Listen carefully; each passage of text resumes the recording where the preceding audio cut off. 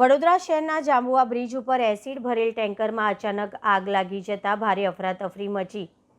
વડોદરાના જાંબુઆ બ્રિજ ઉપર ગત રાત્રે કેમિકલ ભરેલા ટેન્કરમાં ભીષણ આગ ફાટી નીકળતા વિસ્તારમાં અફરાતફરી મચી ગઈ હતી। ટેન્કરમાં ખતરનાક કચરો ભરેલો હોવાના કારણે આગે વિકરાળ સ્વરૂપ ધારણ કર્યું હતું। પ્રાથમિક તપાસ મુજબ ચાલતા ટેન્કરમાં લીકેજ થવાના કારણે કેમિકલ રોડ ઉપર અડધો કિલોમીટર સુધી પ્રસરી ગયું હતું, જેના કારણે નેશનલ હાઈવે 48 ઉપર આગની જ્વાળાઓ લાંબા અંતર સુધી ફેલાઈ ગઈ હતી।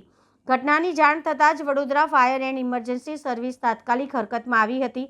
જીઆઈડીસી પાણીગેટ અને દાંડિયા બજાર ફાયર સ્ટેશનની ટીમો સ્થળ ઉપર પહોંચી ગઈ હતી અને ભારે જહેમત બાદ આગની ફ્લેમ કટ ઓફ કરીને સંપૂર્ણપણે કાબૂમાં લીધી હતી। સદનસીબે આ દુર્ઘટનામાં કોઈ જાનહાનિ થઈ નથી।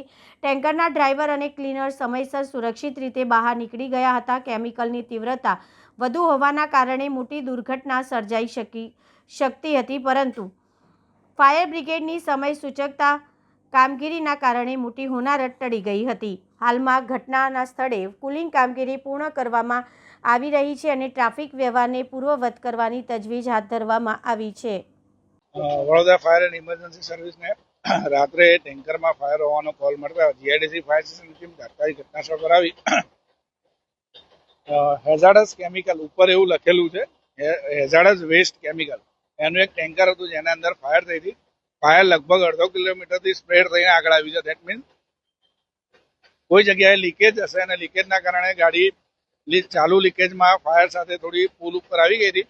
વડોદરા ફાયર સર્વિસને જાણ થતાં જીઆઈડીસી ફાયર સ્ટેશન, પાણીગેટ અને દાંડિયા બજારની ટીમને તાત્કાલિક ઘટનાસ્થળ પર બોલાવી અત્યારે એનું જે ફ્લેમ હતી એ ફ્લેમ સંપૂર્ણપણે કટ કરી દીધી છે। અત્યારે હાલમાં કુલિંગની કામગીરી ચાલુ છે।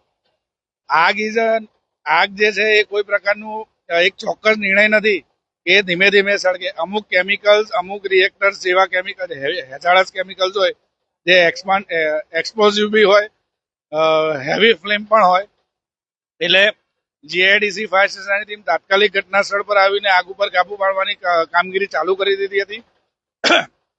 ફ્લેમ કટ ઓફ કરવાની જે પરિસ્થિતિ છે એ ટેન્કર, મને જ્યારે હું અંદર ફાયર ફાઇટિંગ કરી રહ્યો હતો ત્યારે મને એવી ખબર પડી કે અંદર ઉપરથી ફ્લેમ નું લીકેજ છે, એટલે ત્યાંથી અમે કટ ઓફ કર્યું ને અત્યારે હાલમાં કુલિંગની કામગીરી ચાલુ છે। ઘણી બધી એવી ઘટનાઓ હોઈ શકે છે કે જેની અંદર ફ્લેમનું ફાયર સર્વિસ પહોંચતા તેની પહેલા જ તે ફ્લેમની ડેન્સિટી એટલી હાઈ લેવલની હોય છે કે તે તાત્કાલિક એક વિકરાળ સ્વરૂપ પકડી લે છે। અત્યારે આપણે સ્થળ ઉપર આવીને કોઈ પણ પ્રકારની જાનહાનિ નથી થઈ। તેના ડ્રાઈવર, તેના કો ડ્રાઈવર અને આજુબાજુના જે પણ વ્યક્તિઓ છે તેને ઇઝીલી મૂવ કરી દીધા છે। કોઈ પ્રકારની કોઈ જાનહાનિ નથી અને અત્યારે બધા સેફ છે। આપણે આગ, તમે જોઈ શકો છો, આગ આપણે કંટ્રોલ કરી લીધી છે। અત્યારે કુલિંગ કામગીરી ચાલુ છે।